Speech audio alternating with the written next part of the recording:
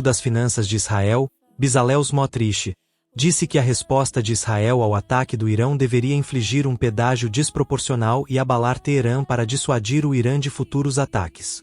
Smotrich disse que a resposta de Israel ao ataque de mísseis e drones do Irã deveria fazer Teherã lamentar o momento em que sequer pensou em disparar e ser feroz, severa e infligir um tributo desproporcional. Smotrich, que tecnicamente também é ministro do Ministério da Defesa de Israel devido a um acordo firmado nos acordos de coalizão, disse à Rádio do Exército de Israel, GLZ, que a natureza da resposta de Israel moldaria a posição de Israel no Oriente Médio. A resposta, disse ele, deveria abalar Teherã, para que todos ali percebam que não deveriam mexer conosco, disse ele, acrescentando que esta é a língua falada no Oriente Médio.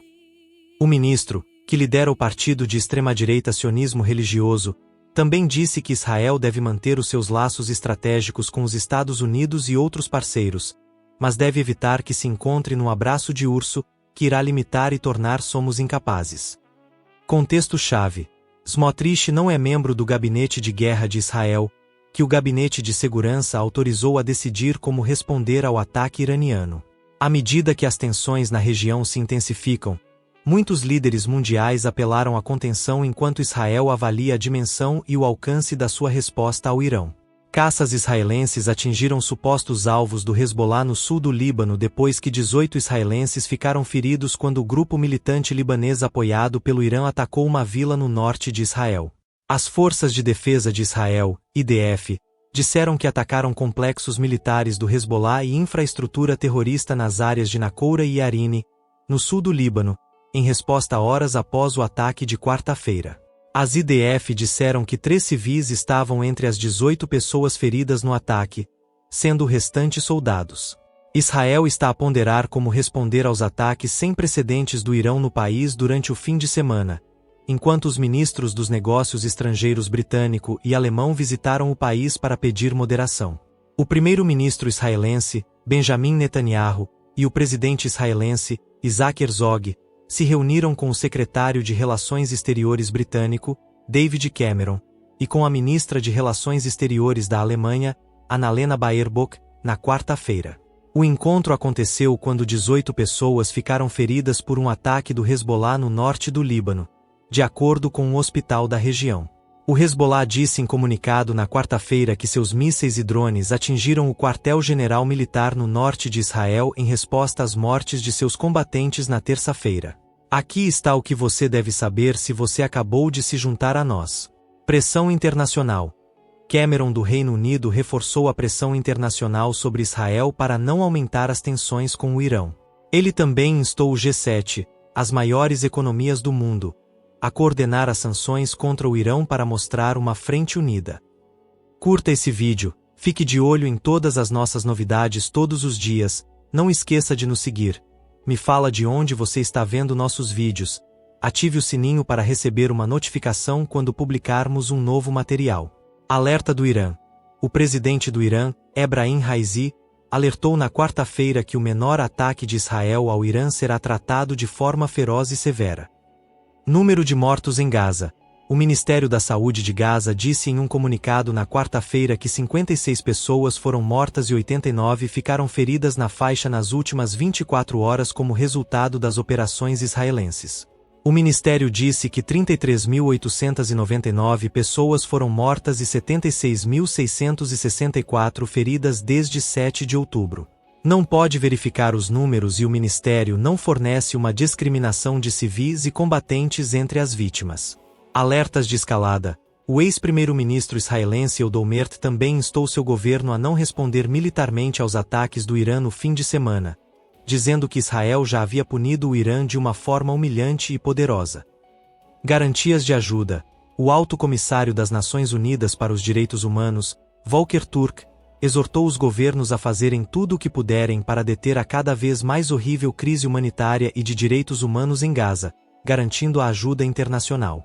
Ele também apelou à ação internacional para o que chama de aumento da violência e ataques direcionados na Cisjordânia. Operação Beianou. Pessoas que vivem na área de Beianou, no norte de Gaza, disseram que veículos militares israelenses iniciaram uma operação lá na tarde de segunda-feira, disparando tiros e tiros de artilharia. Moradores disseram à CNN que as forças israelenses cercaram 3 escolas, incluindo uma na manhã de terça-feira, onde centenas de pessoas estavam abrigadas. Ajuda da ONU. A ONU e Israel continuam a discordar sobre a entrega de ajuda em Gaza. Israel culpa a ONU por não ter distribuído a ajuda, enquanto a ONU diz que Israel está a ser obstrutivo e a negar 41% dos pedidos. Incêndio em barco dos Estados Unidos. Um navio da Marinha dos Estados Unidos a caminho do Mediterrâneo Oriental para ajudar os militares dos Estados Unidos a montar um cais para ajuda a Gaza teve que voltar na semana passada depois de sofrer um incêndio, disse um porta-voz da Marinha à CNN. Israel acusa a Comissão da ONU de declarações antissemitas depois que a ONU diz que Israel está obstruindo a investigação de 7 de outubro.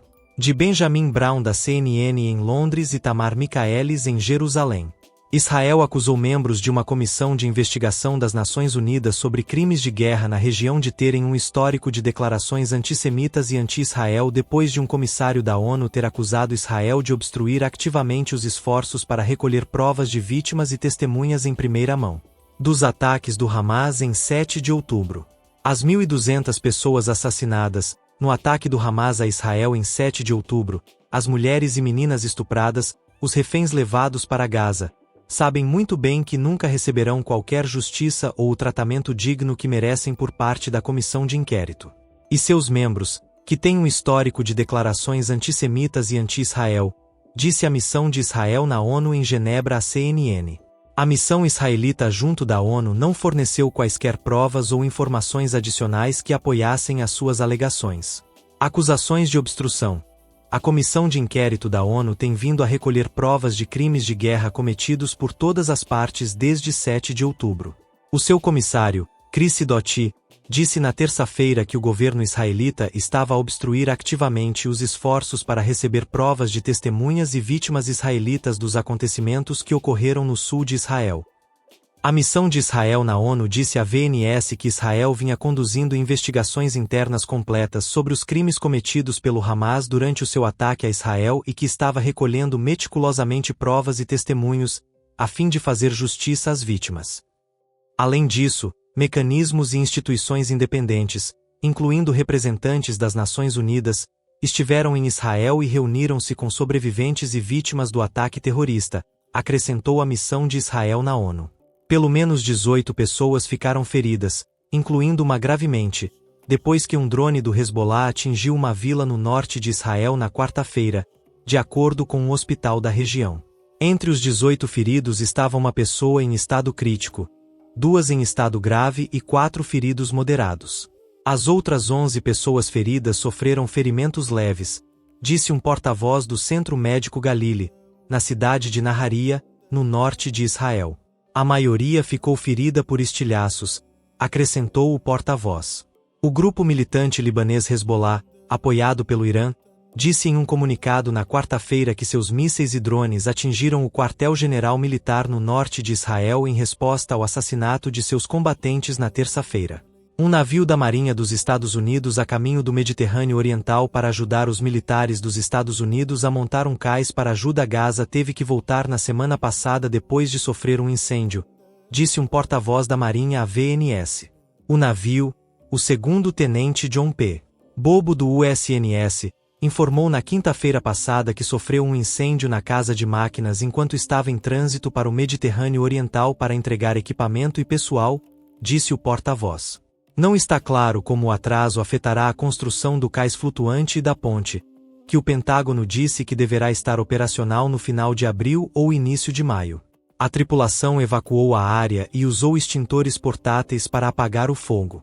Todos os tripulantes e militares do navio foram encontrados e nenhum ferimento foi relatado, disse o porta-voz. O navio retornou por conta própria usando um motor para Jacksonville, Flórida, para avaliação adicional. A causa do incêndio está sob investigação. O navio é um dos vários navios da Marinha dos Estados Unidos e embarcações do Exército que estão a caminho das águas ao largo de Gaza para ajudar a construir o cais, e é um navio de apoio e não um componente-chave da construção do sistema, chamado Joint Logistics Over the Costa, ou JLOTS.